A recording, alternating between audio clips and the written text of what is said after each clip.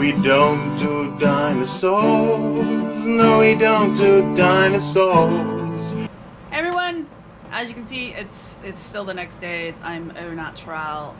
I'm still moving, so whatever. I just wanted to say this is the second half of my review of America Unearthed. This took me a while longer than I thought it was going to take, so let me know what you think. I may or may not do another one depending on, you know, the feedback I get, because I don't know, I can write a blog post and pretty much get the same snark out. But anyway, like, subscribe, and share, and let's get back to the show. But one of the ways that we can tell the difference between something that is authentic and something that's modern is by using something called an XRF gun. Ooh, the infamous XRF gun. That thing's getting a lot of play, by the way. I got to see one in action at the latest Society of American Anthropology, or Society of American Archaeology conference that was in Albuquerque. And yeah, they had one there. It was pretty cool. I'm not gonna lie, that thing is neat. Not usually part of the average archaeology toolkit. I've kind of talked about that in the America's Lost Vikings episodes, because they had one there that they used pretty regularly. It's a neat little doohickey, and I'm interested to see how Walter's going to use it, because I'm pretty sure he's going to draw some conclusions from it that you're not capable of making based on the XRF gun.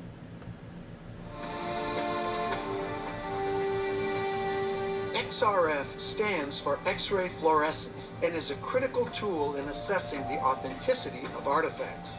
A gun like this can reveal what metals objects like these I wish we didn't have to call it a gun. It's not really a gun. It's, I don't know. are made of. The Vikings used crude forges. I expect that we're probably going to see copper and zinc, but it also should have some secondary elements like iron, tin, and lead. Let's start with this guy right here. Suspense is killing you. Oh. Do you know what we have here? I bet I can guess! Over 10%. That is interesting. That's one of the few times that they actually show us the readouts from the machines. Usually this show goes out of its way to kind of obfuscate and hide results, normally because they don't actually say what the show wants you to believe. This time, I mean, if I pan it back, it was quick, but if I pan it back, I could get the full readout. Why is he testing soil? Okay, so, but what I'm saying is I could probably take this readout and do some research on it and find some things out about it. We'll see. I'm pretty sure that's going to take me more than a couple hours. Copper, over 10% zinc, lead, 3.42, iron, and a little bit of silver. Okay. These results are very consistent with known Viking Age artifacts, so I would be far more convinced with that statement that these are consistent with known Viking artifacts if he had taken the readout that he got from his XRF gun and placed it next to the known XRF readout of known Viking artifacts. Because just because you have copper and iron and zinc and lead, I think he said, does not mean that you have them in the right quantities to be identical. So just because you have these things present in a material like that does not necessarily mean that you have a match, if that makes sense. Anyway, it would be a lot more convincing if they put the two up side by side and you could actually do a visible comparison between the two. I will be surprised if the show does that. It is also known for not giving references, so we'll see. Yeah, sounds good. First things first, I showed Jane the data from the XRF testing I did in the field. I find the test results promising, and she agrees. Interesting. To come back to that. They're not They're just showing us the results that he got. They're not comparing them yet. But maybe they are. Maybe the show has learned a few tricks. Certainly they look very consistent. It's the results we would expect for early medieval artifacts, but there's no substitute for actually having a look at the items themselves. Notice that she said medieval artifacts. And they're not big, as you can see. It's a neat little container. They're always so much smaller than you think they are. First off, that doesn't look like a Viking nail. Okay, interesting. This is a Viking Age brooch. Really? Women would have worn these in pairs. This is a crossbow brooch that was really popular with the Roman military elite. So it's not Vikings, it's a little bit earlier than that.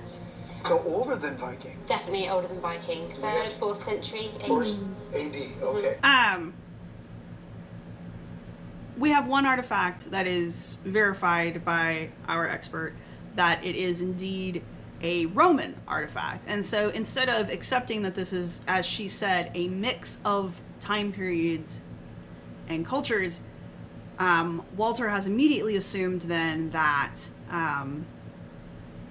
well, the reason they're here is because whoever the Viking is that these artifacts clearly belong to,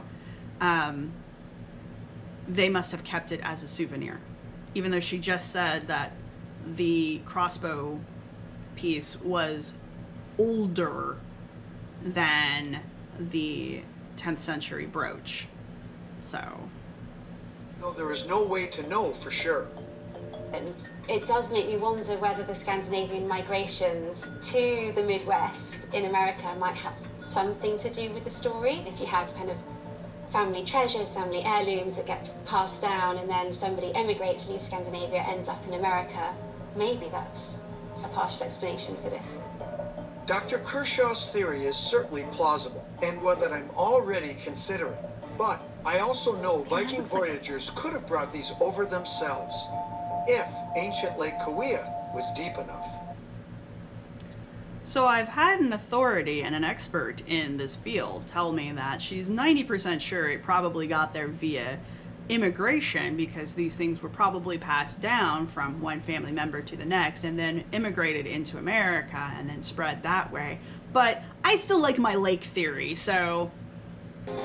It doesn't take me long to find some, which proves the water level was high enough for the Vikings to have used this lake to get inland to the southwest.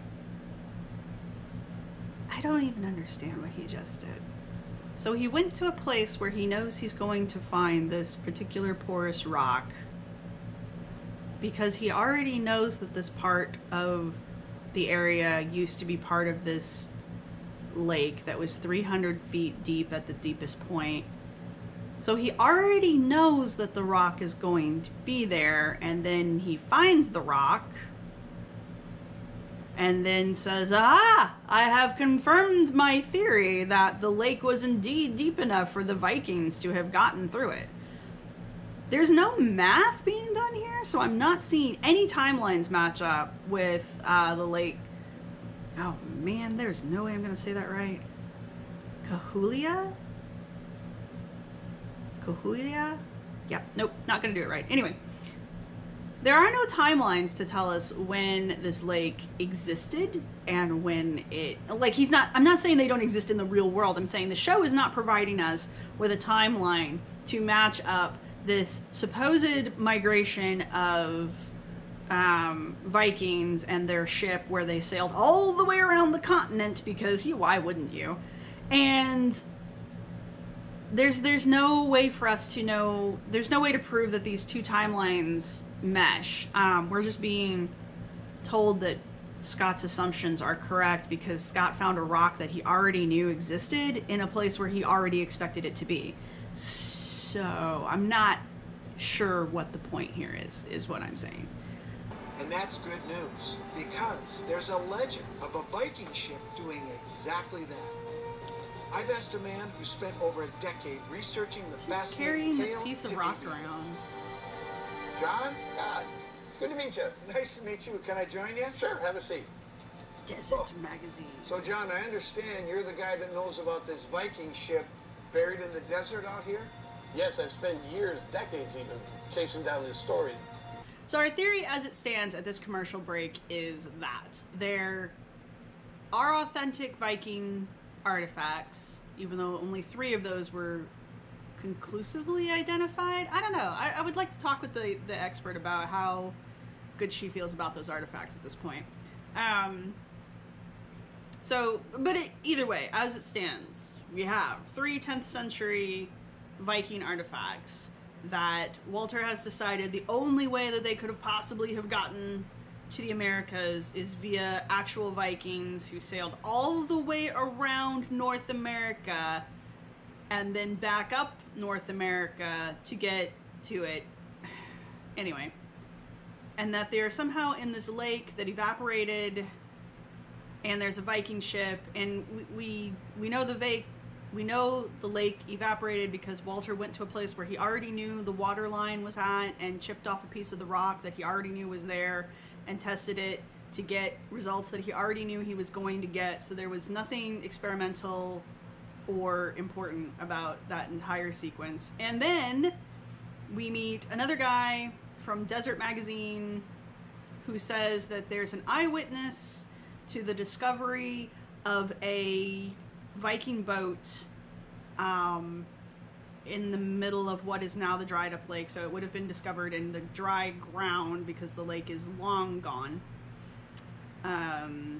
So now Walter has decided that, without seeing any of this or hearing from the person, that the ship is real, the artifacts are real, and the reason that they made it as far as Sedona is because some cowboy... We're not even going to talk about the implications of the word cowboy, because seriously...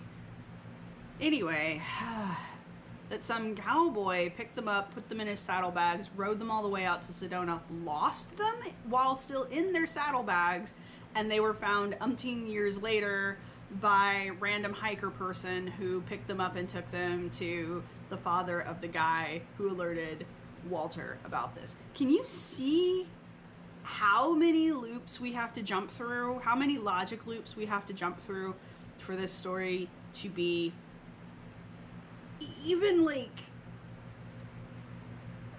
It's very hard to believe this story simply because of all of the like pieces, all of the moving pieces that have to be put together perfectly for it to be authentic. And like, keep in mind, there is no evidence of Vikings ever anywhere in America other than L'Anse Meadows, which is 250,000 miles, or maybe it was 25,000 miles, the opposite direction from where they are at.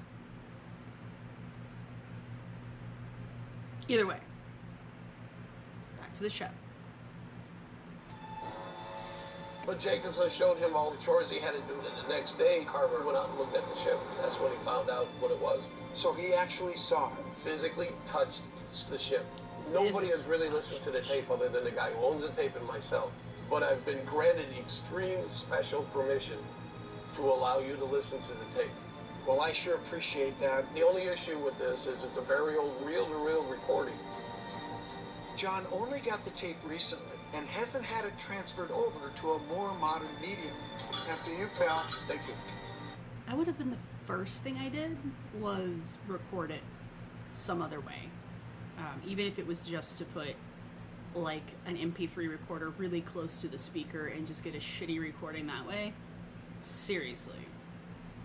If this really is as old as they're saying it is, keeping media archaeologically is difficult. So anytime you can preserve a recording, you really should. And I'm saying that to anybody watching this, if you've got some old recordings with like family members or anything like that, oral histories or interviews or anything that you did, and they're on tape, I'm not saying get rid of your tapes. No. What I'm saying is somehow get that onto a digital format, just as a backup, because that tape is not going to last forever, and that digital format is going to outlive the tape. So, and you never know what's important. And digital stuff doesn't take up that much space. So, you know, do yourselves a favor, preserve your family history, get yourself some recordings, and transfer the recordings you have. My tirade is over. Don't touch it with your bare hands. What's wrong with you? As we're putting on this reel with Elmer Carver's testimony, I can't believe I'm going to be one of only a couple people to ever hear it. Well, I'm really hoping now there we're are all gonna hear clues it that because could it's lead us on to the the show. ship. And we find out a family of dairy farmers, the Schaffners, own the farm today. What a cute little house.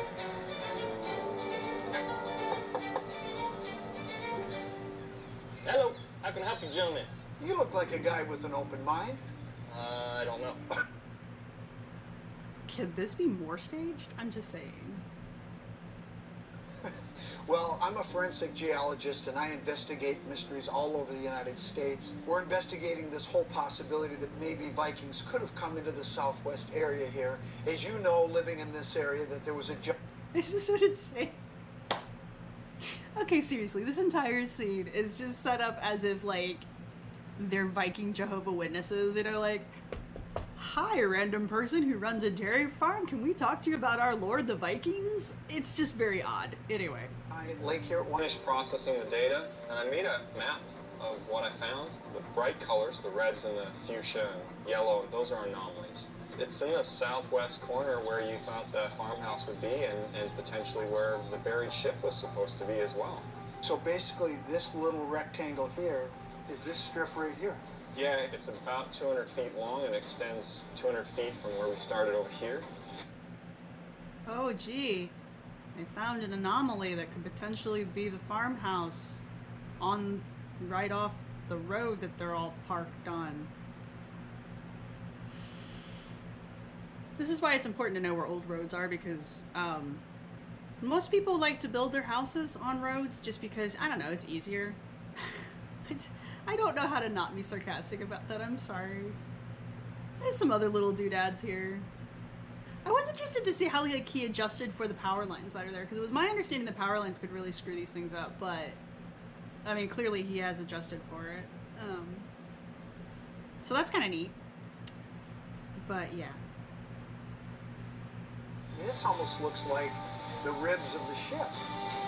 Who just told you that's the house? They look like ribs of a ship, possibly, but... Okay, I'm not knocking that Patrick is not probably also a trained archaeologist, which would be good, because currently at his dig site we have Walter, who's a geologist. We have John, I keep forgetting to read his name when it pops up on screen, who apparently writes for a magazine. I haven't looked up anything on anybody yet, so I don't know who all these people are. And we're gonna have the owner of the dairy come out with his backhoe. None of these people are qualified to be leading an archaeological excavation of any kind. Patrick might be. There are a lot of geophysicists that are also archaeologists, so if he sticks around, I'll feel a little better, but right now,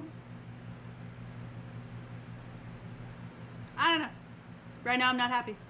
I'm gonna get on the phone, get Chase out here with that backhoe. One of the challenges was scans... Chase, darling, I don't know if anybody told you this, because they may not have. It's entirely possible that they did not tell you this, but when you use a backhoe in archaeology, which we do frequently, you have to weld a plate across the teeth of your backhoe bucket so that you don't have the rake marks. Also, you don't just scoop big chunks out, you gradually pull the dirt back. Not holding this against him in any way, because the chances that he was informed of that are very slim, because as I suspected, the only people present for this excavation are the people I named off. Patrick appears to be hanging around. That might be him in the background. I cannot explain to you how this is horrible archaeology. Yeah, Yeah, just clean it out and then we're good. They're not sifting the dirt. They're not... They monitored it as it came out, but I don't know how the hell they knew what was going on, considering the debacle that is this unit hole that they've dug. The ground in it is chopped to crap. The only part you could actually monitor with any kind of reliability would be the walls, and that's only because the sides of the bucket smushed the walls, as they will do. And now Walter just jumps in with a shovel and he's just like, we should just dig in this stuff and see if we find anything. But you're convinced that the anomaly that you got is metal and it's here somewhere. Yeah, it has to be. Why don't you take the metal detector? Let's do the piles. That's Go an through area them it's staked carefully. out. Sounds great. I don't know what that thing is, but it's kind of cool looking. How is the backhoe not messing with that, though?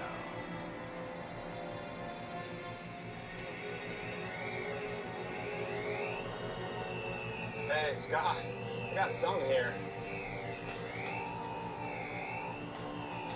What is that? I feel like that was staged. Here, hand me that shovel. God forbid I use a trowel. All right, yep. It's a pointed shovel, too. It's a spade, it's not a flat shovel. That felt like metal. Yeah, there's something there. Wait, what is that? Listen. Did you hear that? What is it? Oh.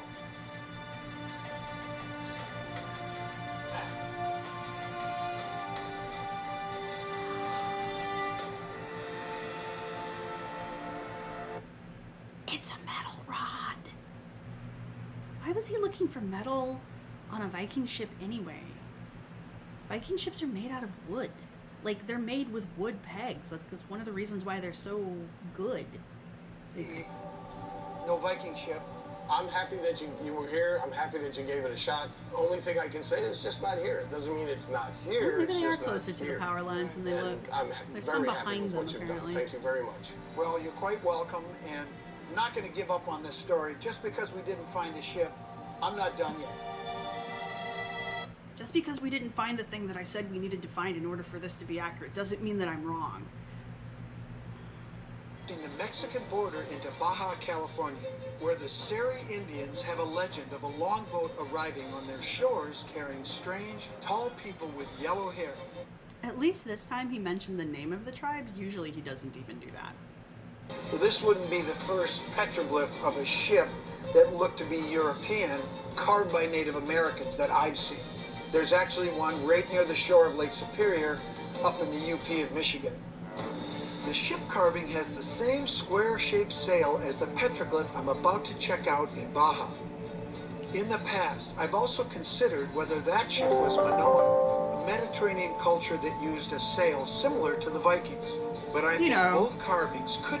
When they were coming and stealing all of our copper to supply the Bronze Age in Europe, that I believe was somewhere between 500 to 1,000 years after all of that copper was being mined. And anyway, a sore thumb. I see a ship, does. I see the curved bow, and it looks like it could be a Viking ship.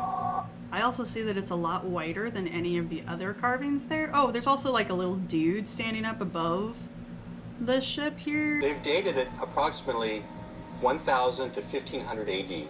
Well, Did they really? that's right in our wheelhouse for the Vikings. I'm going to take a closer look at this with... Did they date that petroglyph, or have they dated the actual petroglyphs that are on this rock?